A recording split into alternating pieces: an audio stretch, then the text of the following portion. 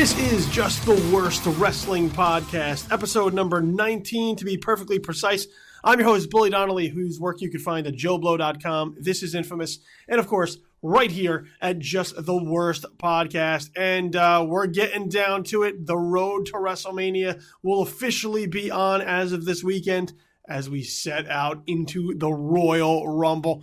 Stipulations a little bit different this particular show, as it will not be a competition for a spot to compete for the championship at WrestleMania. It will be to have the championship potentially heading into WrestleMania with a WWE World Heavyweight Championship crowned, or will we see Roman Reigns successfully defend at this year's Royal Rumble? Joining me this week on the show, my good wrestling buddy. We were talking, even just bullshitting before we went to air about some wrestling stuff. And now he is here. You can find his work at channelguidemag.com, as well as find him on Twitter at smfishman. Scott Fishman. Thank you, dude, for, I know it was last minute to get you here, but thank you very much, man, for Royal Rumble talk. Yeah, no, thanks for having me. Just consider this your birthday gift. Oh, man. That was, I guess I can unwrap it. That's a good gift, I think. Well, it's a thought that counts, or right. That's what we all say publicly. Right. So, look, the Royal Rumble is always one of my favorites because it takes place right around my birthday. Kind of growing up, the Royal Rumble was, my birthday party, so to speak. We would get the Royal Rumble, order it on pay-per-view, invite a bunch of friends over, and then we would have like a lottery system. Like we'd all pull numbers out of a hat. We'd have like a prize that like my mom would get, and whoever came out on that number, that was your guy. And if at the end of the Rumble, if your number was the winner, well, then the prize was yours. So as a result, the Royal Rumble is special to me because it's always been a part of my birthday tradition. And it's such a unique concept. Pat Patterson and everybody has talked at length about how they never expected the Royal Rumble to be what it is today. But the Royal Rumble, Scott, just a comment, has a pretty rich history and is one of the more beloved events that the WWE puts on every year. Yeah, and then when you look at, the other events, I mean, Survivor Series in particular, and kind of how it's fallen on the wayside as far as importance has gone, but the Royal Rumble has maintained its importance. I mean, many can argue that, when you win the Rumble, like, do you necessarily get that championship shot because of the February pay-per-view that they've had in recent years? But overall, you look at the history of it and just the things that have happened. It's just a fun event. I mean, anybody can get into it. Even, those that aren't even big wrestling fans are getting excited about it. I always can tell when it's WrestleMania season because you have my friends who aren't, that big into it, but were big into it back in the day, and then all of a sudden they start getting into it during this time of year.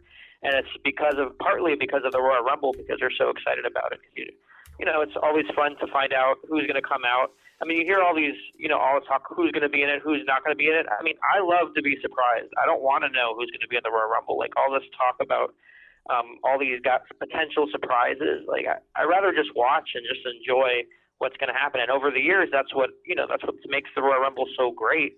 And WWE somehow has maintained that level of excitement for the Royal Rumble. Such a great concept over the years, and it's fun even to this day, I think. Yeah, I mean, I would agree with you on the surprises because that pop there, if you're in attendance, or even if you're just sitting on your couch and just kind of being blown away by who they managed to pull out. And look, sometimes the surprises are better in years than in others, but it's still that concept of, hey, look who came back for this, which is really cool. I still remember I was in college watching the Royal Rumble where Mr. Perfect returned.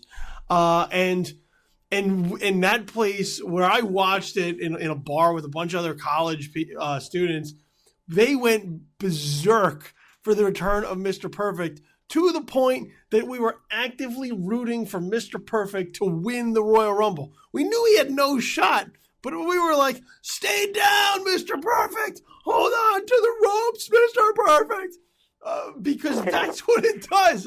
And that's to me, the Royal Rumble is one of those best things. And me and you have talked about it on the show before, sort of the suspension of disbelief that I think is lacking at certain times within the WWE. I think that the Royal Rumble is one of those instances where you throw yourself fully into it, and especially in years like this year where it's a little bit more unpredictable, a little less inevitable as far as who the winner is going to be, you allow yourself to suspend that disbelief wholeheartedly, and as a result, there's an excitement that goes in that you don't know how things are going to turn out.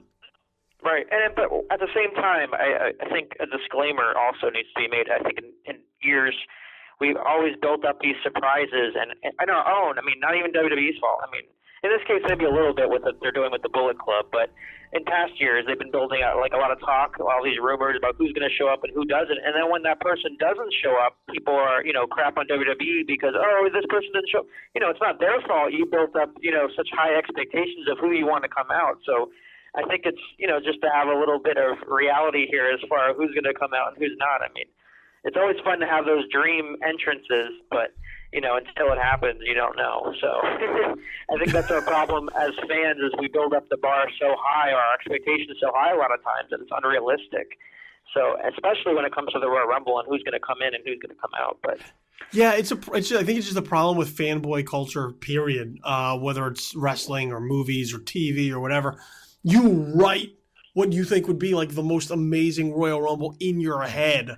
And then the WWE is supposed to somehow tap into your head and pull your imagination out and make it exactly what it is that you wanted it to be. And sometimes, look, there are ways that it doesn't happen. Maybe they wanted a particular guy and it didn't work out, or they couldn't come to terms, or the schedules didn't work out. I'm sure that there are a number of people that go, well, who could we possibly get for the surprises? And they form a list and they look at it and they go, well, let's see who we can and who we can't get from that. That doesn't mean you're always going to get, a phenomenal thing, pun intended, I guess there. But it doesn't always mean that you're going to get, who you would imagine would be the greatest surprise entry. Like, I'm sure people would be like, it would be awesome if Goldberg was in the Royal Rumble. And then Goldberg doesn't show up and they go, wow, this is bullshit. Well, guess what? It just didn't happen that way. Be happy with what you got. And hopefully it lived up to some moderate expectations as opposed to expecting like the world to be handed to you with the Rumble. So I would absolutely agree with you. I think it's just kind of a problem with fanboy culture and setting the bar too high as opposed to just letting the Rumble be whatever it is and letting it kind of come to you as opposed to you imagining what it's going to be. So let's talk about this week's Raw. We do have a pretty loaded show. There's a lot of different things going on in the wrestling industry. Since the calendar has turned to 2016, every single week we come to the show, we load it up and we go, holy shit, I can't believe all of these things happened in this particular week. And it's not even just the WWE, it's the industry as a whole. So there's a lot of things to get to. We'll start with Monday Night Raw as we had the go-home show heading into the Royal Rumble. And, here, go-home shows in the past have not really inspired, I think, a lot of confidence for the pay-per-view / special event that they've been heading into. In the past, there's been, the traditional history of the WWE has been that go-home show, the show right before the main event. That's the one that should really prompt you to have to buy whatever it is that they're selling, whether it's WrestleMania, the Survivor Series, SummerSlam, Battleground, Fastlane, King of the Ring, whatever it is that they came up to. And in recent months, I'd probably say at least the last year, sometimes the go-home show has been kind of weak, almost like that they're coasting into the pay-per-view, trying not to give too much away or do too much leading in. Now, look, going into the Royal Rumble here, I'm surprised that they had wrestling at all on the go-home show of the Royal Rumble, given how decimated their roster has been with injury. I'm surprised it wasn't just a 3-hour promo, just to make sure that no one could get injured along the way. But here is sort of the main draw was, of course, Brock Lesnar was going to be back. Brock Lesnar was going to be here on the highlight reel. following last week's confrontation between Roman Reigns and Brock Lesnar, you knew that head-to-head, face-to-face was going to be happen. And yet, Raw then, I think right from the beginning, kicks off in this very odd tone with Chris Jericho coming down, wearing a blazer but no shirt, which was just kind of concerning in its own respect, and then proceeds to kind of chuck all of the established rules we know within Raw and SmackDown and the WWE Universe by setting up his own match between Roman Reigns and Rusev, setting himself up as the special guest referee. The Authority is nowhere in sight at this point, and it just started to get into a what the hell is going on sort of tone that I think then permeated throughout the rest of the show. Am I wrong in that the Raw opened in a very bizarre fashion? Yeah, I mean, I think when it comes to Jericho's fashion sense, I think part of it, he does like to get a rise out of people, and it works. I mean, people are talking about it even to today, days later, about what he was wearing on Monday Night Raw. He even alluded to it during a Twitter post. But I totally get what you're saying about, kicking off the show in kind of like an awkward kind of way. I will say, though, I said this before on other podcasts, but I've enjoyed Rusev's work on the microphone. He's just so over the top that it just works. And I think the interaction between those two, for me, was entertaining. But I think they were trying to figure out a way to build up, to promote that segment at the end of the show with Jericho. So I think that was the direction they wanted to go in. They just pull it off awkwardly. But yeah, at first I was like, why does he get the power to become a referee and make matches? Like, he's not the special quote guest host of the show. I mean, they kind of made some sense out of it with Stephanie angry that it actually happened. But wouldn't you think that because he got a referee shirt and the other officials allowed it to happen, that you would think Stephanie would get mad at the other people, like the referees and whoever allowed it to take place? It seemed. But, I mean, she admonished him for it, and so that kind of explained what happened at the beginning with him being the special referee. But they really have – but you could see them trying to utilize Jericho, as much as they can because, with so many guys injured and out. I mean, Jericho came back at the perfect time, the most important time right now, crucial time with WrestleMania season coming up. So you got to have these well-known names that are known outside of, with the casual fans. You want to know. Bring these recognizable figures in, as much as hardcores don't. I like it sometimes because it takes away from other guys, but it's definitely needed. And he actually has good matches and delivers. But one thing that's been bothering me about this whole run with Jericho, maybe they're going to explain it after the Royal Rumble or during the Royal Rumble, is when we last saw Jericho, he was with Roman Reigns and Dean Ambrose in that tag team match, and he slowly, you saw kind of like a little ripple about what was going to happen in the future when it comes to those guys. And there was a lot of talk about Jericho and Dean Ambrose, but now all of a sudden they're good buddies in the ring. It just didn't make sense. I mean, they didn't even allude to it. So that kind of bothered me as far as when that storyline in particular was concerned. Yeah, it's one of those things where it's like the WWE just hopes that you forget it. Like if we just don't acknowledge it or pretend it didn't happen, then everybody will just forget it. And look, I agree with you on certain levels. I do like Rusev trying to get something back going for him again after for so long he was kind of crippled both literally and figuratively by what they were having him do. I think still has had trouble recovering from the Dolph Ziggler Lana Summer Rae fiasco. And look, the Stephanie thing, yeah, you have a backstage segment later on, but it's just so odd that at a period where the Authority is so hands-on, so, making sure that everything goes according to their plan, that for Chris Jericho to just make a match where he's and end the stipulation and everyone just lets it happen was just, incredibly odd. I think a lot of people just took notice. They were like, what is going on here? This doesn't gel with everything else that they do on a weekly basis.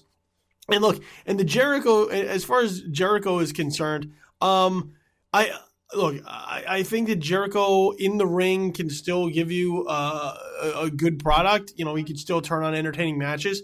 I just have questions as far as what Chris Jericho is in today's WWE environment, because it seems like they brought him back. They're leaning heavy on nostalgia, and it's like Chris Jericho frozen in time from 1998 was all of a sudden defrosted and thrown into 2015. And it's a lot of like the same lingo. It's a lot of the same catchphrases. It's a lot of the same just persona that I think at one point in time people were high on Jericho about.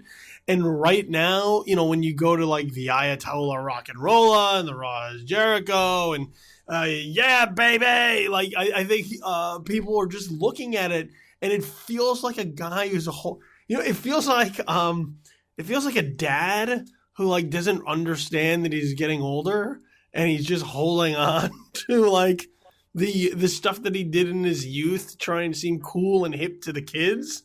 But when he turns around, everybody just kind of rolls their eyes at him, and they're like, "Just don't, just pretend." I mean, is this Jericho like reintroduction? Just feel kind of odd with how they're presenting him. I mean, I liked him working with the New Day. I thought was pretty funny with the whole trombone thing. But as far as him going to the ring and being able to contribute, I think him working with the younger guys is a great tool. And at live events, I think that was a good idea because, you know, having just matches for, you know, not without any really build up isn't that bad. I mean, wasn't that big a deal. But now we're on television, so now he needs some sort of direction. And I hope we get some sort of that in the Royal Rumble. I mean, we know in years past, Jericho has said he doesn't come back for no reason. There has to be something that interests him.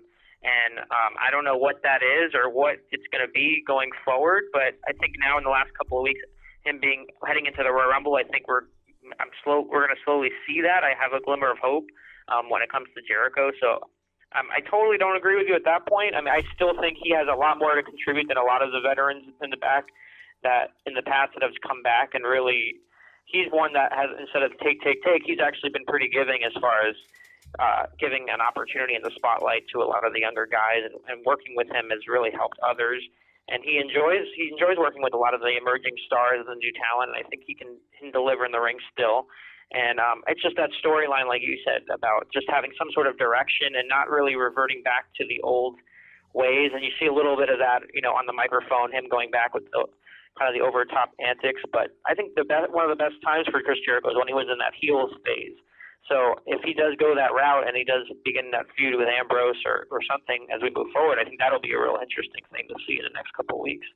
Yeah, I mean, I would agree. To that point, I think when he was in that heel phase was some of his best work. And even in the highlight reel, which kind of closed out the show, when he was much more grounded, much more serious, talking about, you know, kind of his run as a champion and his quest for, you know, a 7th title reign, I thought that was actually much better than when he does try to be sort of this over-the-top face with the crazier antics from sort of his past. So, I mean, it'll be interesting to see what they do with Jericho moving forward. I think at this point it was kind of one of those we need all hands on deck sort of situations, and Jericho is a name that they have on speed dial that they can call up in a pinch and hope that he comes back, because you know, he likes to go away and recharge himself and come back periodically and do it. So, I do think as far as finding a clear direction for him, that's kind of necessary, because right now he just kind of seems to be floating around wherever they need him. And I don't know that that's necessarily a strength anymore for Jericho. Speaking of that closing highlight reel, let's talk about that before we get into some of the in-betweens of the show. You know, earlier with Chris Jericho coming down and having an interaction with Roman Reigns, now he's trying to get Roman Reigns to also show up on the highlight reel in order to kind of, you know, set the powder keg in motion for the Roman Reigns and Brock Lesnar confrontation. Of course, that means we're going to get Paul Heyman coming to the ring first, and we get some mic work between Jericho and Paul Heyman. And then, of course, we get the head-to-head, Roman Reigns and Brock Lesnar, where Roman Reigns gets to get over on Brock Lesnar in that effect, rather than have Brock Lesnar just deliver F5s and sort of destroy the WWE World Heavyweight Champion, causing some doubt heading into the Royal Rumble. Roman Reigns is pretty forthcoming with a pair of spears to show Brock Lesnar that he is on a different level. He's not intimidated by him. And then that's sort of after that, which I thought was pretty simple as far as, heading into the Rumble, which of course at that point would kind of set two challengers, two contenders above everyone else. Then they started to add some more. So now you have the League of Nations coming down at the goading of Stephanie McMahon earlier in the show to show that they mean business. And as a result, they get involved. Then the Wyatt family out of nowhere get involved. And I know that you were excited about that because we've talked at length about them sort of missing the boat on the Wyatts. And here we have Bray Wyatt and the Wyatt family actually lay out Brock Lesnar, Sister Abigail Brock Lesnar, and the closing shot of Raw heading into the Royal Rumble is now the question of whether Bray Wyatt could be a winner at the Royal Rumble. So what were your thoughts on the final highlight reel segment, considering all these moving pieces? I thought it was very effective at the end with the Wyatt family, and I thought that was a surprising move. Earlier in the show, I even remarked on Twitter how I just don't understand why. I mean, it's sad to see how Bray Wyatt has fallen as far as him not being kind of like an afterthought. He had like no direction, anything going on. But a couple weeks ago, they were just standing there and not really acting. When with Roman Reigns and again the all one versus all type scenario. So it was good to see that and him getting some offense. I don't know if this is going to lead to Braun Strowman, like a lot of people have been talking on the internet about him facing Brock Lesnar. I hope that is not the case because it's great Braun Strowman's getting this opportunity, but he is in no way ready for a WrestleMania match against Brock Lesnar. I don't think that's a good way to utilize Brock Lesnar, but that's another story. As far as the Royal Rumble itself, I thought it was good to kind of show these different moving parts that it's not just Roman Reigns, it's not just Brock Lesnar, it's not just Chris Jericho, it's the Wyatt family, it's the League, overall it's the League of Nations, it's all these threats that are going to be involved in the Royal Rumble now with the title on the line and Roman Reigns being this marked man. But I think that surprised a lot of people to see all that offense against Brock Lesnar, and I think that helped kind of draw a little attention, a little interest to the show at the end. The overall show, I mean, I don't know if it drew attention, but the Royal Rumble really doesn't need much build. I mean, the Royal Rumble sells itself, basically. The undercard is actually pretty solid as well. When you look at it, it's just getting to that point. I don't know if they did the best job. But as far as the big show goes, I know I see what they're doing is building over the monster, which they do every single year with the big show because he's this giant, of course. They remember the big show's around and he could be this threat during this time of year. But I don't think it was a good idea to have the Social Outcasts be the ones that he beats up on, considering, they were trying to build up this faction again, and they had this sort of momentum going in the last couple of weeks with some victories, picking up some victories, and then all of a sudden this happens and they get demolished by the big show in one night. So I don't know about how I feel about that, but I mean, I get what they were doing with that. But using them as casualties, that was the one thing that bothered me as far as that overall build of the Rumble and making everybody seem a threat in this thing. Yeah, for me heading into the Rumble this year, and I thought they've been better with the build than they have in the past, just because of the fact that they've laid out possibilities for different people to win. In the past, they've kind of done it, but it's been very lukewarm. Going into last year, you kind of knew that it was going to be Roman Reigns. The year before, you kind of knew it was going to be Batista. And there wasn't a lot of drama. You were just kind of waiting for the other shoe to drop for it to actually happen. This year, there are a number of different creative directions they could possibly go in, and you can make a case for just about all of them so that when we're heading into the Royal Rumble, there's no real clear-cut victor as you enter into the match, because you can make the case for 5 or 6 or 7 different people to emerge coming out of this and kind of throw things in disarray as we head into WrestleMania. the injury to Seth Rollins really allowed them to sort of reset the deck in a number of ways. And while I don't know that they've fully taken advantage of it since that happened, I think at least here for the Royal Rumble, they've at least managed to sort of throw that uncertainty up for fans. And as a result, that I think is what makes for a good Royal Rumble, is sort of the unpredictable nature of who could win, so that when you get down to those last few people, you can look at it and say, oh man, I really don't know how this is going to end, because it can go a number of different ways. As far as the Wyatts at the end are concerned, look, I like seeing the Wyatts as a group have some sort of teeth to them. I like them being some sort of menacing presence that actually takes action. The problem that I only see with them getting an offense and laying out Lesnar at the end is, what are you going to do about it? What are you going to do moving forward with this? Are you setting up Bray Wyatt and Roman Reigns, or Bray Wyatt and Brock Lesnar for WrestleMania? Or is this just going to be another one of those teases with the Wyatts as, oh, hey, look what we can do, and then next week you just totally forget about it and you set them into a feud where they're just going to end up losing the program anyway. So I think when it comes to the Wyatts, and you and I are in agreement, there's a lot where you look at the Wyatts and you just wonder if they know what the hell that they're doing with this guy in this group.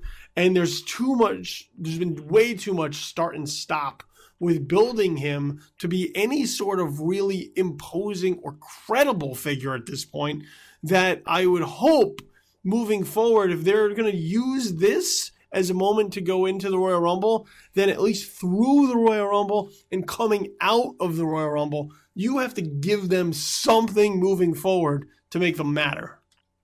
Yeah, I agree with you. And at some point, I thought it would have been a good idea to have Bray Wyatt turn, or even the Wyatts in general, just Bray Wyatt turn, to have something fresh, and you had a little sign of what could happen and what the reaction. The fans want to cheer Bray Wyatt. You see it with all the phones and all the participation with the entrance, and you see it when he's in matches a lot of times. But now he's not. I mean, there are times when he's not getting any reaction, which is kind of sad, considering everything that they built up with him being involved. So I think just getting a reset button and having him move forward, I think that would be a good idea. Just like I said, I don't know if Braun Strowman is the guy, but I wouldn't mind seeing a Bray Wyatt versus Brock Lesnar match at WrestleMania, because it's someone that's established, and someone who has had big matches in the past at WrestleMania. When you look at the guys that Bray Wyatt has faced, he could be posed as a legitimate threat. Plus, you get the added bonus of getting Bray Wyatt and Paul Heyman, on the microphone against one another. But as far as posing them threats, I don't know what direction they're going to go. Like you said, I mean, that's what the great thing about the Royal Rumble is. Hopefully it builds storylines on the road to WrestleMania. I mean, it's a lot about the winner of the Royal Rumble, but it's also about establishing those storylines and building up those rivalries. It's the perfect place to do that. It's an effective way of doing it. It's a nice starting ground. And hopefully we get that on Sunday. I mean, you say there's unpredictability, and they're kind of laying the foundation for different guys to win, but it's still Roman Reigns' match to lose, and it's still Brock Lesnar, and even there's talk of Triple H being the one to win. So those are the three main players. I think in Las Vegas, the odds were that Triple H was going to win, and he wasn't even announced as part of the Royal Rumble match. So someone that they don't even know is going to be in it is winning the odds. So that just shows you there's still a low level of predictability as far as those three are concerned.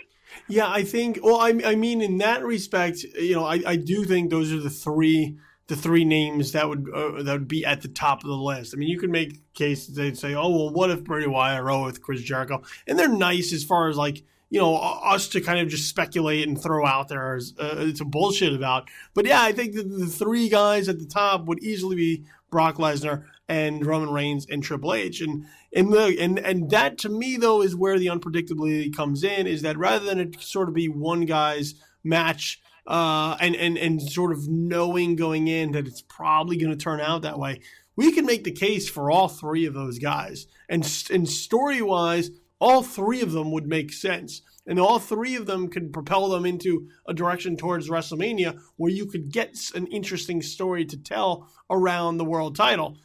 So in that respect, I think looking into where this match is going and how they've built it, and yeah, the Triple H thing has been on the down low. They have played this thing well, with the exception of Triple H going over to London for NXT TakeOver as if he didn't get his ass kicked like 2 days before.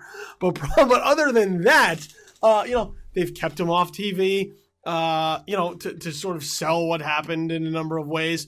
They aren't even really mentioning him too much. He's sort of just laying in the weeds, waiting for that moment. And if he comes out, the Amway Center in Orlando is going to go apeshit for it. And they're kind of going to know what may happen here. And even then, even if Triple H does come out, there is still that uncertainty, I think, of is he going to get one over here on Roman Reigns, or will Roman Reigns once again sort of be able to sidestep it? So I think, like I said, going into the unpredictable nature, I think looking at the Rumble, we can make the case for a couple of people. We can narrow the field a little bit, but I don't think with any degree of certainty we can pick a winner and say, oh no, this year, absolutely that person. I think it's a little bit more wide open than it has been in years past. And for that, I'm truly excited. Lots of other filler on Monday Night Raw, and this is sort of where I was disappointed in Monday Night Raw as the go-home show heading into the Rumble. Just a lot of stuff just seemed to be thrown in there for the purpose of just filling up the card. Brie Bella versus Natalya is there. I understand it's to promote Total Divas, but sort of going back to this Chris Jericho thing with Dean Ambrose. Let's not forget, not too long, Natalya and Paige were not on the same page, and yet here they're coming down to the ring with each other. They're supporting each other, and they're working that Total Divas crossover thing again, which I hate when it bleeds into Raw and the matches, as if we don't already know that you taped these shows months ago. But that just seemed like a weird thing, especially considering that doesn't feed into the Royal Rumble.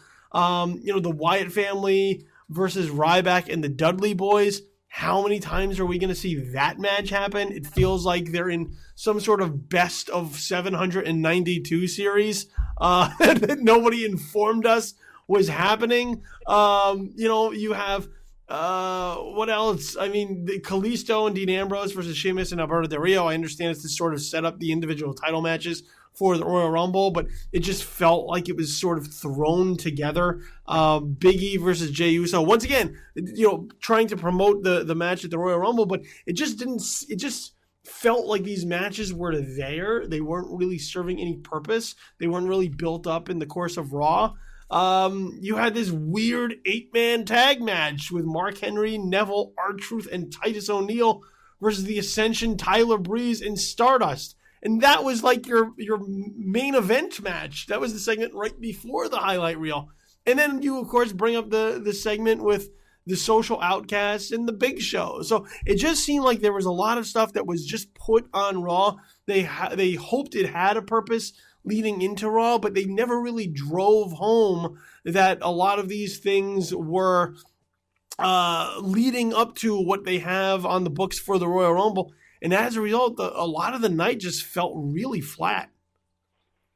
Yeah, and one thing that bothered me, I guess now we know why it's happening, I guess, if that is the case. You never know with the rumors or what's true or what's not. But with the whole thing with Tyler Breeze and what's been happening with him the last couple of weeks, first he gets he's no longer with Summer Rae, and they it's almost like they've given up on him at the point. I mean, I get he's a new guy and he's got to pay his dues on the main roster and things like that, but they're not doing him any favors. I mean, if you really want to legitimately make stars and new stars, I mean, there was one that you really could have had a lot of potential in doing right out of the gate, and they kind of slowly gave up on it after the last couple of weeks, and it was just hard to watch him in that match, especially when that spot with Titus and Mark Henry where he was like peeled and he kind of landed awkwardly, and it just looked bad.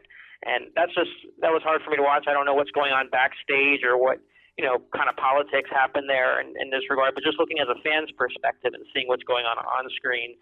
I hope there's still hope for him to kind of rebound. I mean, you see it before where kind of guys either this is like make or break time for him. I mean, is he going to fizzle out or is he going to continue on? I mean, it's just hard to watch considering breaking ground, and then they made such a big deal about him joining the main roster, and Triple H very invested in him.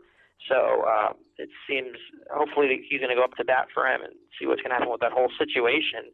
He's been in developmental for so long, and now getting this opportunity, and just for this to happen, it's just, I mean, it's a sad day for me. And but one of the things I will say that has been good on Raw and SmackDown has been the whole build-up with Becky Lynch and Charlotte. I think, for me anyway, this has been the best-built Divas storyline since the whole Divas Revolution thing has started.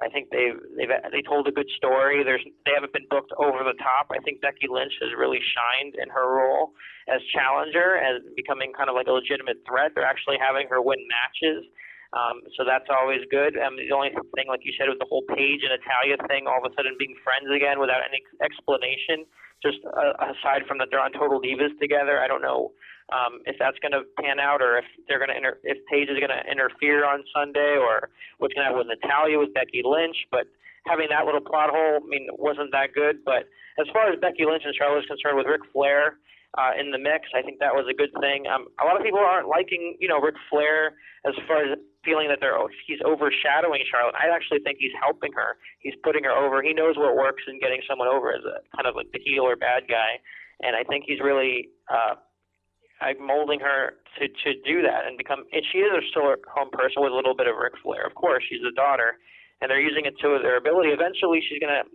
be able to branch out on her own, and she can branch out on her own. But this is actually really helping her, I think, and really standing out and getting a reaction, which I think was an issue, is connecting with that audience. And with her in that role and Becky actually getting fan support, you're having a clear defined heel and a clear defined face in the Divas match and heading into Sunday, and I think that's a good thing. Yeah, I'm 100% in agreement with you on Becky Lynch versus Charlotte. For me, while I think on paper you have a pretty good Royal Rumble card, for me, the one match that I'm the most invested in, I think, going into the Royal Rumble, and I'm most interested to see, is Becky Lynch versus Charlotte. And look, I was one of those people that was a detractor on Ric Flair being with Charlotte, because it seemed to me that the entirety of Charlotte's identity was that she was just Ric Flair's daughter, and they were playing that up a lot, and that's something that wasn't so much the case in NXT. They let her sort of stand on her own a little bit, become her own character, her own persona, and I don't think since she was moved up to the main roster, we had seen a lot of that. And look, Ric Flair is a larger-than-life figure. He's a legend. He's arguably one of the best performers in professional wrestling history. I mean, you could make the case that he's number one up there with a couple of other guys, chomping at the bit to maybe be in the argument.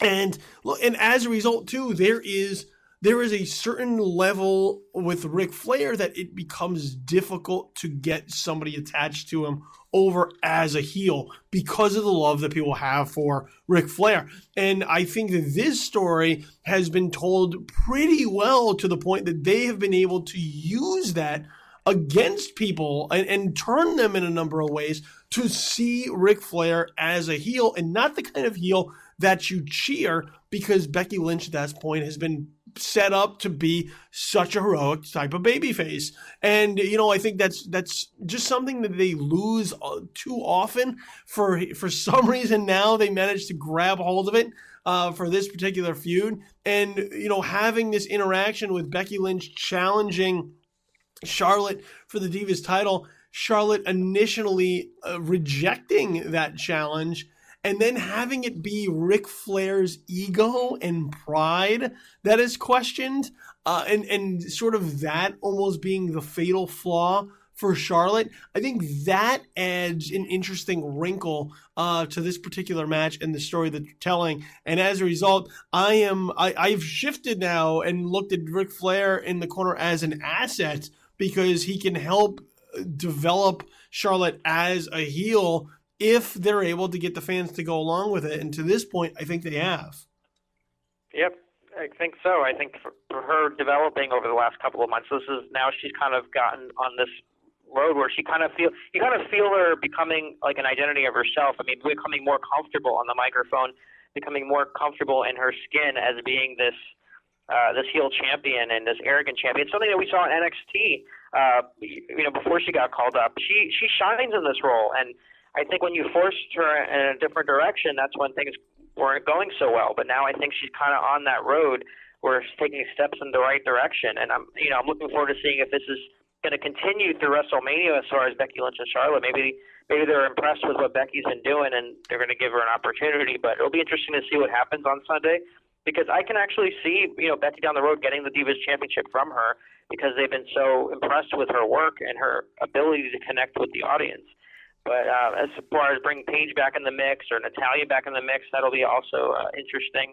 But you talk about the card for Rumble itself, and I think there are some really strong matches, or possibilities to have strong matches.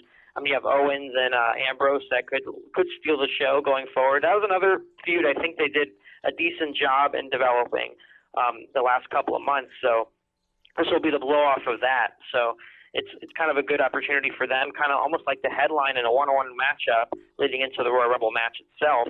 And then the tag team match with the Usos and the New Day. New Day has always been entertaining to me, and the Usos are always fun to watch. So having the two in a tag team match together should be a lot of fun. And then Kalisto and Alberto Del Rio, I thought they didn't do Kalisto any favors by having him win the championship only to lose it days later, or even 24 hours later if you count the taping schedule. But so I just think that was a big mistake. I mean, I think they really had something there, something unexpected to have him win the championship, and then they could have had the next couple of weeks him overcome the odds and win the matches somehow, kind of like a Rey Mysterio kind of scenarios. And I think that would have been a really good job. But now he's almost in a situation now where he's going to lose 2 times in a row, and then he's going to win it again, play hot potato with the United States Championship. So they kind of put themselves in a corner when it comes to the championship. And it doesn't do either guy any favors now moving forward. So my thought was, why even give him the championship if they were just going to take it away from him? I mean, I get building him up and building a match for Royal Rumble, but I think there were other ways to do it that would have been a lot better. Yeah, just to go back to the Becky Lynch Charlotte thing really quick, I think Charlotte was always best suited as a heel persona. I think she kind of had to move there a little bit in NXT just because Sasha Banks was coming up so feverishly behind her, and they needed to sort of make room for that space. And I like that they're actually now doing something with Becky Lynch. She's not just like the other person who's in the background of this failed Divas Revolution. They've actually given her some personality and some mic time to sort of establish who this character is and what she means. And going into the Divas Championship match at the Royal Rumble, this is one that I'm excited about. And look, let's face it. You brought up Tyler Breeze earlier too.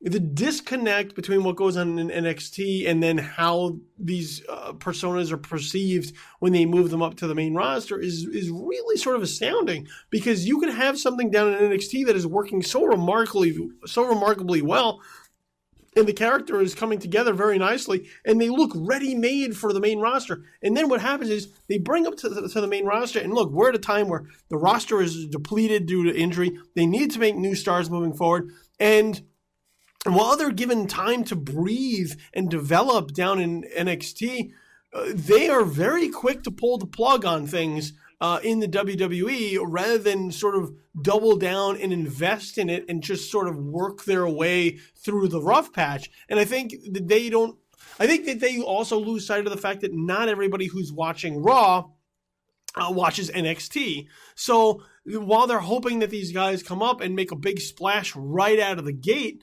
if they're not positioned in that way, it's not going to happen, because many times these people get called up, and the WWE universe, which is much different than the NXT universe, they don't know who they are. So for Tyler Breeze, who I think is a really good, I think it's a great character. He's a super nice guy.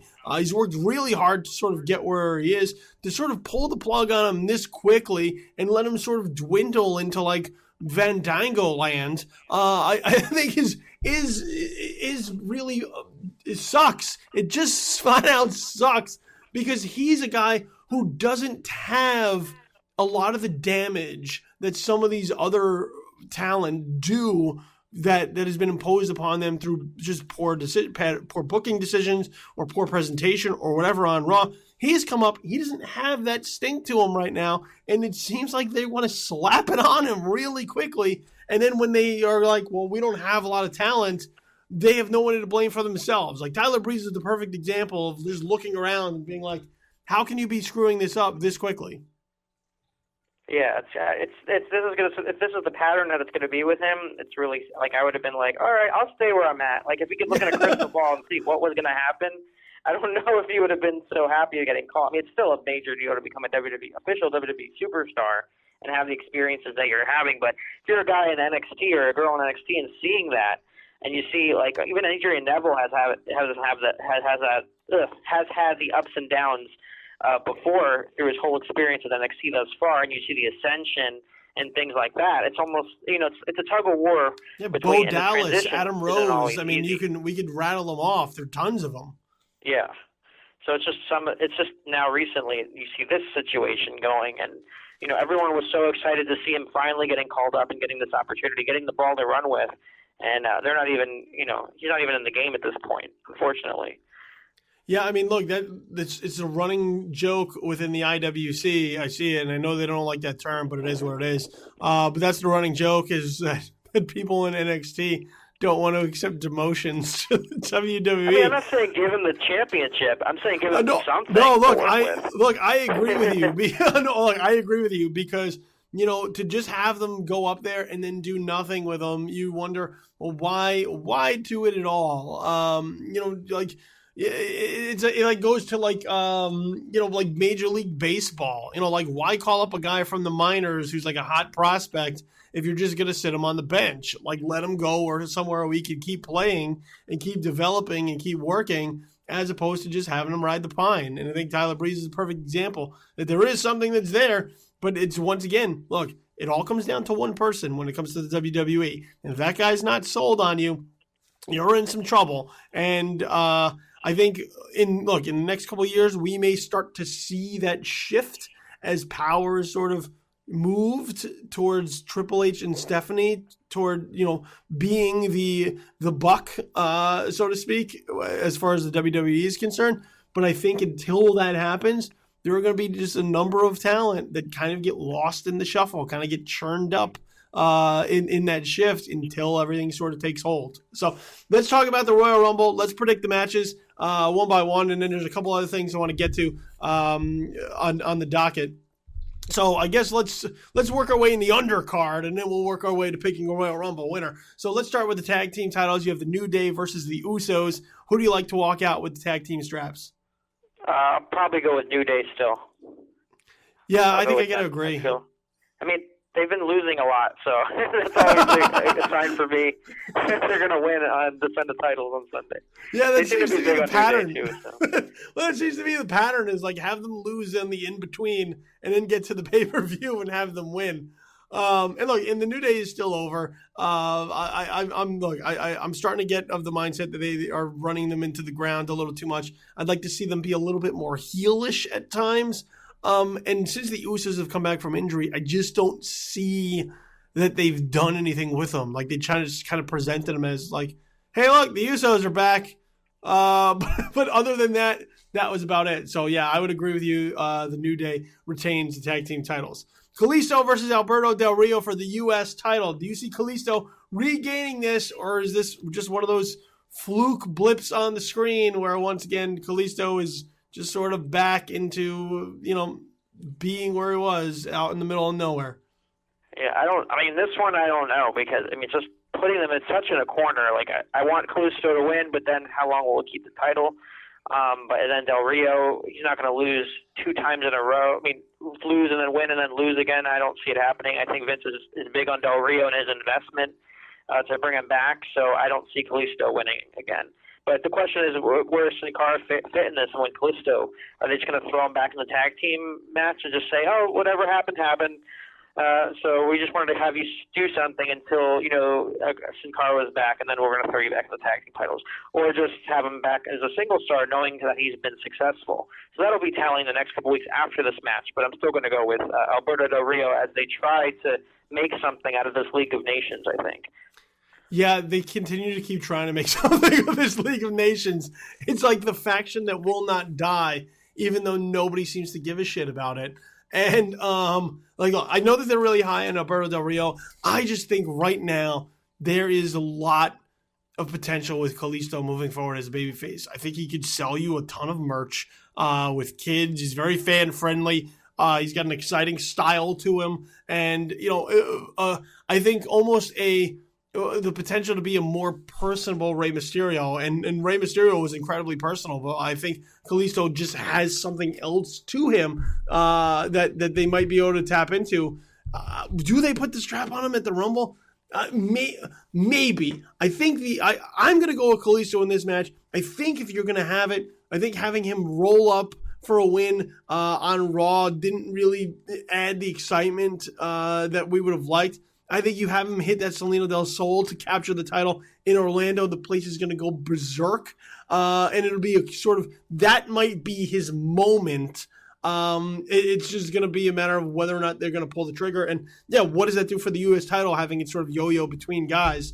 I don't know, but all I know is that this League of Nations thing doesn't really seem like it's going anywhere. I know they are insistent that it is, but I just don't know. I think it might be time to sort of bail on this, give these guys their own individual directions, and see where it goes from there.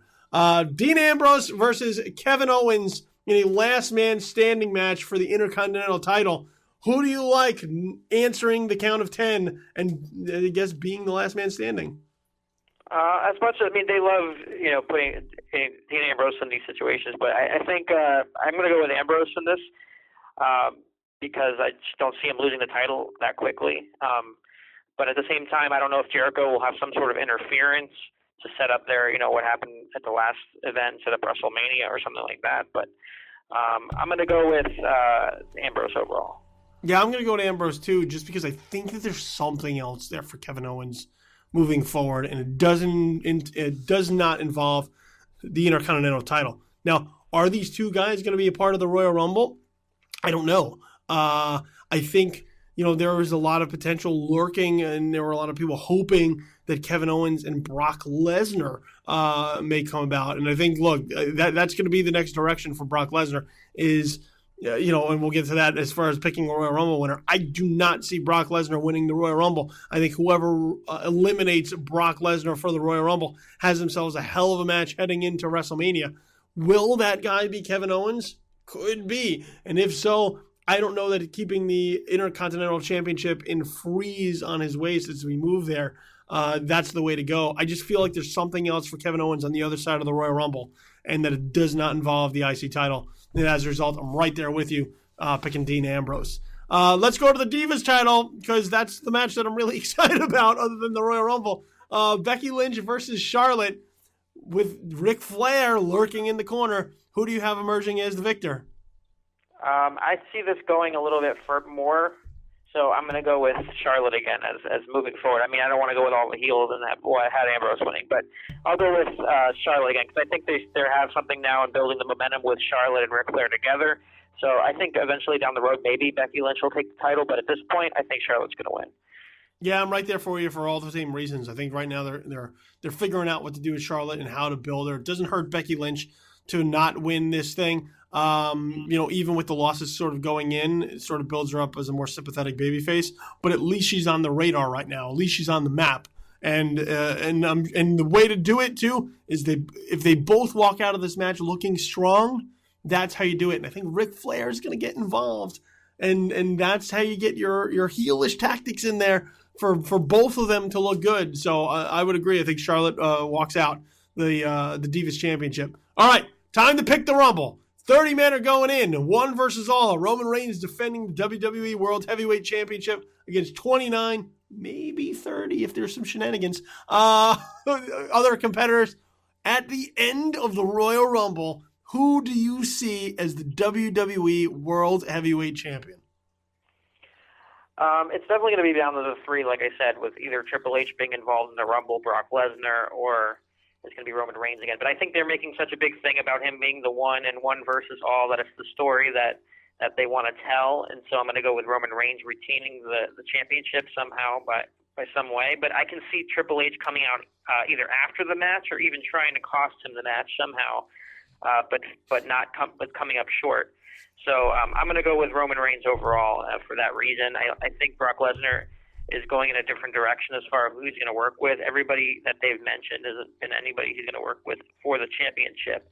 So, and they need to spread the wealth as far as the WrestleMania card is concerned. So having Brock in a separate match would make that effective. And he doesn't need the championship to be an attraction. And I think now they're trying to build up Roman Reigns and get the fans behind him, but they have to do it in a certain way where they don't have him eliminate Brock Lesnar or someone that's super popular, and then he gets that reaction he had last year. So they have to do it in a good way. They have to book it correctly.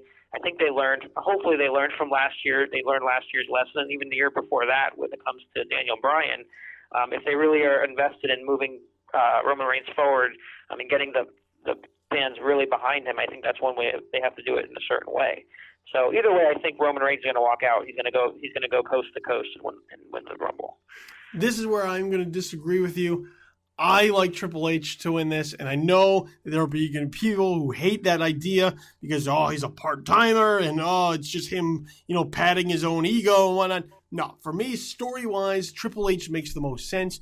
I realize that, once again, we keep putting and pulling the belt off of Roman Reigns, but at some point, the authority's got to get one over on this guy. And right now, Roman Reigns has been very too cool for school in dealing with Triple H and the League of Nations and Stephanie. And I think this is the time where they finally get to bite him in the ass, and he's going to get to go into WrestleMania having to once again chase that title. And I just think storyline-wise, it makes the most sense. I think if Roman Reigns walks out the victor, I don't know. I think they're in a little bit of a dead end as they have to still continue through Fastlane and continue through WrestleMania. And Brock Lesnar, for me, I think I agree. I don't know that he needs to be in the main event to be the main the big attraction, the must-see attraction that he is. So for me, not even announced, lurking in the weeds, I got the cerebral assassin, the game, Triple H, as your 2016 Royal Rumble winner.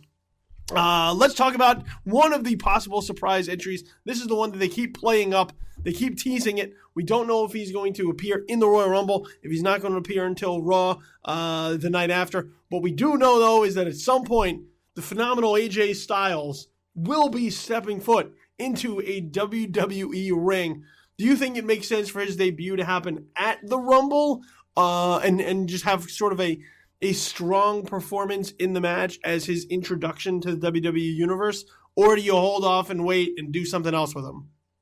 I think as far as now, it's a little not predictable because we still don't know what they're going to do with him. But it's something on the radar that's not out of the question, out of the realm of possibility. So I think it would be a good way to introduce him and make Royal Rumble history. Everyone's going to look back at this Rumble and be like, "This is the one." AJ Styles. You just don't want to have it overshadowed. You want to do it in a way that's effective for him, and you want to use it as a platform to build him up and show what direction he's going to go in as far as if he's going to be a heel, is he going to be a face, is he going to be part of the authority? Maybe he's a paid mercenary to try to take out Roman Reigns. But I don't know if that's a good idea either because they'll be putting him in the same situation as he has been in the years past. So I don't see him doing that. But just giving an idea, hopefully if he did, my point is just that if it does happen, that they have a direction, they have a reason for him to be in it, and it's, he'll have an impressive showing, and you don't want it to be forgettable, but you also want to have it effective. Maybe him fighting an opponent leading into WrestleMania, his future opponent for WrestleMania or another show, but they both get eliminated because they're brawling, and it's building some heat, or having him get eliminated by someone to build that. But something that'll get us to be like, okay, this is what's going to happen with this guy. And the question is, if he does come in, what name will he use? Will they use AJ Styles, or will they change it up like they've done so many guys in the past? But this is an interesting one because he's going to basically jump over NXT and land on the main roster, which doesn't happen very often these days. They like to have them introduced first on NXT and then move their way up. So this will be a good way. We'll get a good way to introduce him if it does happen. I just hope it's in a way that's effective for what we want. Yeah, I think I think we all do. We don't want to see AJ Styles sort of come in and crash and burn and be and be like the new Goldberg, where you're just like, that was wasteful. I think putting him in the Rumble is the best way to introduce him because otherwise, what's the alternative? Maybe show a vignette, stick him in the ring, put a mic in his hand, let him cut a long promo, and then figure out going from there. I'd rather have his actions sort of speak loudly first, have him be in the Rumble for a while, have him eliminate some guys, have him be in there towards maybe like the final 8 or the final 6, and be a real player in this, so that when you do stick him in the ring to have that promo, now people are interested to find out who he is. Who is this guy that did all those things in the Rumble, who came out of nowhere, who we might not know a lot about because we don't watch TNA, as opposed to just plopping him in a ring and having people go, who the hell is this guy? I think letting his actions in the Rumble speak for him first, I think makes him more intriguing, makes him more mysterious, and I think that might be the way to go. And look, I think we're getting him at some point over this course of the weekend. I just think the Royal Rumble might be the smartest way to introduce him, as far as at least getting something under his feet in front of the WWE Universe before you start to go off in some kind of program with him. Speaking of which, and we've brought up his name a few times talking about the Royal Rumble, I want to talk really quickly about Daniel Bryan. There's been some talk this week that once again he is meeting with doctors in the hopes of being cleared to compete in a WWE ring. Look, he's been cleared before. There have been doctors who have examined him who he said he is okay.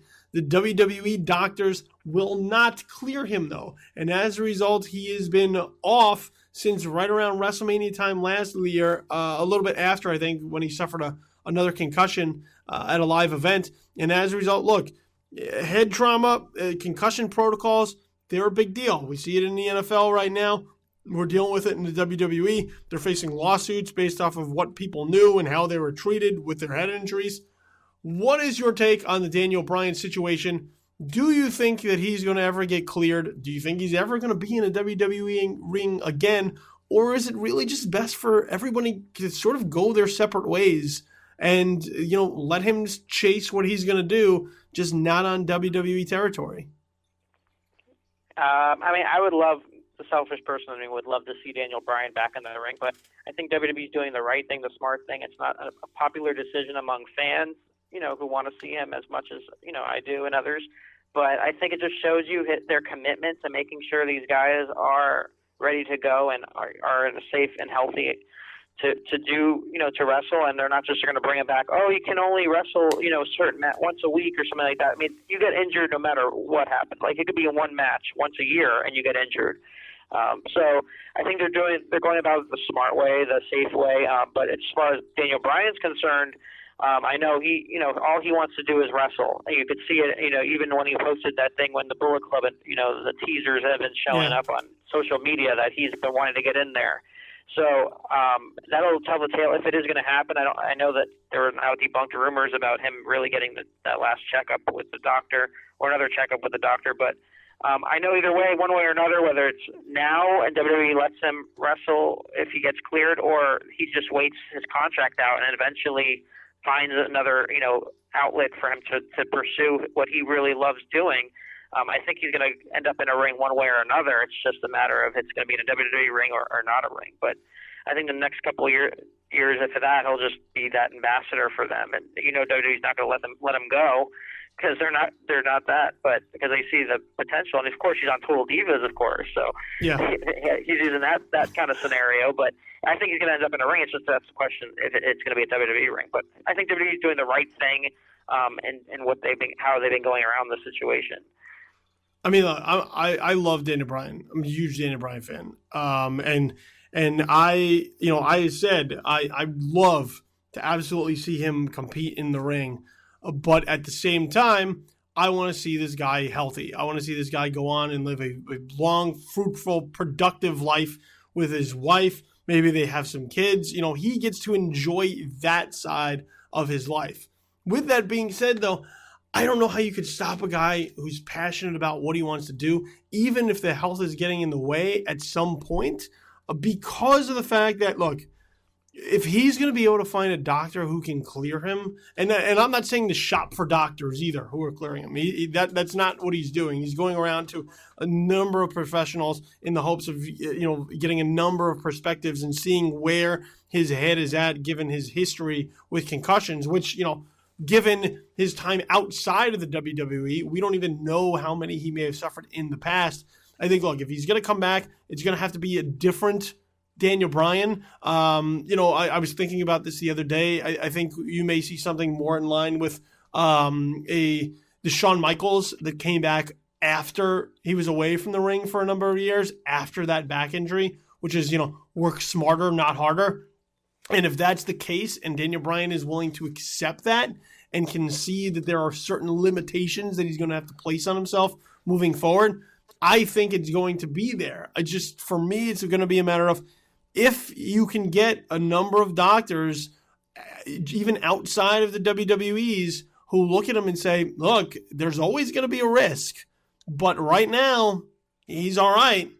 I don't know how you're going to be able to really hold this guy back from doing what he wants to do, other than just saying, hey, like, look, we love you, we wish you well. It's just not going to be on our watch, and maybe a parting of the ways is going to come down the line. But I think they're getting to a point where it's going to be do or die. They're either going to have to use him or not, because he's getting older. They're short on talent. And at some point, you're gonna have to. This decision is gonna have to come to a head and figure out where you go. I don't know how soon it's gonna come about, but I think it's sooner rather than later, just to sort of resolve this for everybody. I think it's best in the best interests of everyone involved. That's what's best for business, so to speak. Let me bring up one more thing, and then I'm gonna let you get out of here. As we all get ready to head up to Orlando. I'll be in Orlando in attendance at the Royal Rumble. You'll be in Orlando in attendance at the Royal Rumble. So as we head out on the road trip towards the Royal Rumble, there's one other thing I want to talk about, and that's venturing outside of the WWE. And this is the news that Jim Ross, good old JR, will be returning to call professional wrestling in an announcing capacity, going to be doing work for New Japan as part of their broadcast on AXS TV. How exciting is this to hear JR once again be able to call wrestling? It's really exciting. I mean, it would be even more exciting if I actually had access to TV. It's not for me, but it just makes me want it more. But I think it'll be great opportunity for New Japan, great opportunity for Jim Ross. It's a win-win situation. Jim Ross loves, he still has a genuine love for professional wrestling. This is a perfect platform for him to continue to pursue his passion in this kind of way. He loves calling the matches, like a professional wrestling broadcaster does, and treating it like the sport, and that's what New Japan does, and I think it's a perfect fit. So it'll be great. He always over-prepares, so he's going to know everything. And if it's, if it's like going to be like Wrestle Kingdom 9, I think it's just a sign of things to come. And hopefully I end up getting it so I'm able to watch. But it's a good opportunity for everyone involved, I think. Yeah, I mean, that was a big coup to get from New Japan, from Access to get him. Yeah, I mean, look, it's a benefit toward New Japan. I mean, look, yeah, he still loves wrestling, and he said it in the past too that he doesn't know that he would be able to work in the current WWE climate given the way that they call their broadcasts. And he likes calling wrestling moves, he likes selling the drama, he likes telling the story, and I think that's what New Japan Pro Wrestling does really well. He's a really good fit for that. And yeah, it calls upon his passion for wrestling, which he still loves. He talks about it, he blogs about it regularly, talks about it on his podcast all the time. So I think any day that Jim Ross is able to call professional wrestling is a good day for all of us professional wrestling fans, because there's just that style isn't around as much as it used to be in the past. And I love the idea of having him call it. And once again, I also do not have Access TV. So when these shows are there for the taking for us to watch, we go, I don't have it, or I can't find it. And Jim Ross is replacing Mauro Ranallo, who has gone on now to move on to go SmackDown and call SmackDown. What have you thought about his debut as the lead announcer for SmackDown? Yeah, I think I've enjoyed it the last couple of weeks. It's changed. It's definitely had a different feel. I know a lot of people were expecting like, oh, SmackDown's going to be, this different show now that they're on USA, but it's kind of been very similar to what we've already seen. But the soundtrack is different, and I think King and Byron Saxton have also picked up picked up on it, and you see King in kind of a different style or a throwback to what he used to do, which I think is great to be a foil to Mauro. And I think Mauro has done a great job at making it seem important, making the matches seem more important. And I think it's an effective job in doing that.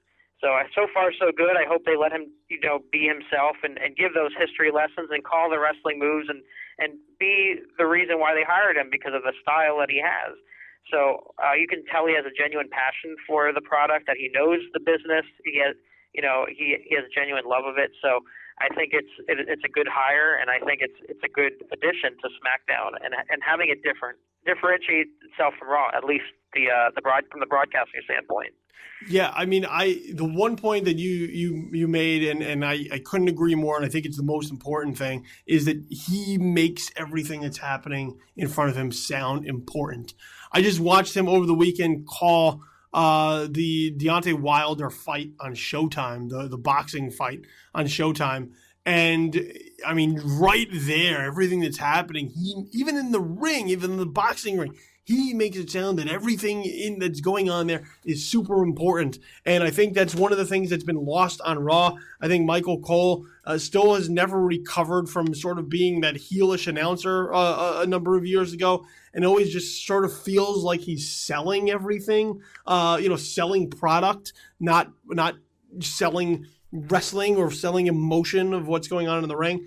And I think the other parts around him don't necessarily help. I'm not a fan of JBL as a color commentator. I think he always just has this great kind of grin on his face. I think they're there more to entertain themselves. And it's good to see somebody whose main focus is on what's going on in the ring and what you're seeing. And as a result, yeah, I would agree that SmackDown is benefited by his hire, and hopefully they don't try to change him. They let him do what he does well, because once again, that's why they hired him. Scott, a pleasure as always as we head off into the Royal Rumble. Before I let you go, let everybody know where they can go ahead and find you on the interwebs. Basically, like you said, on Twitter, at @smfishman.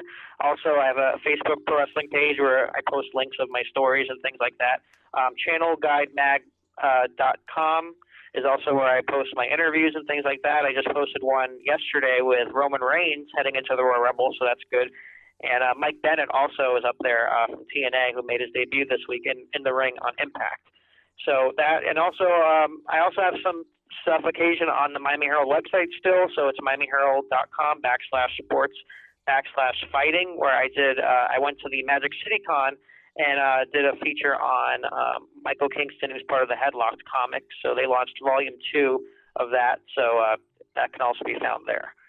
Michael Kingston, one of my good buddies, man. Also, yeah, make sure you check out his stuff at Headlocked. Really good reads. Really, really cool comic/graphic novel that deals with professional wrestling. So make sure you check those out. There you go, Mike. That's a free plug for you. Make sure you check out all our social media pages. So the official Just the Worst Podcast Twitter handle at JTW Podcast. You can follow me on Twitter as well at Infamous Kid for all of my mindless observations with the world. Facebook.com/Just the Worst Podcast, as well as mine, Facebook.com/Billy the Kid. All the podcasts can be found at SoundCloud.com. That's SoundCloud.com. Just do a search for Just the Worst Podcast, and all of our various podcasts and shows and episodes will be there for the taking. And on a daily basis, you find my work at JoeBlow.com. This is Infamous, and of course, right here at Just the Worst Podcast. So I've been your host, Billy Donnelly. Scott Fishman has been my guest. Happy Royal Rumblings to all of you, and hopefully we get a good show coming out of it. So make sure you kick out before the count of 3. Hit those ropes hard. We're out. We'll see you. Don't get thrown over the top rope this week, though. Don't do it. All right, we're gone. Peace.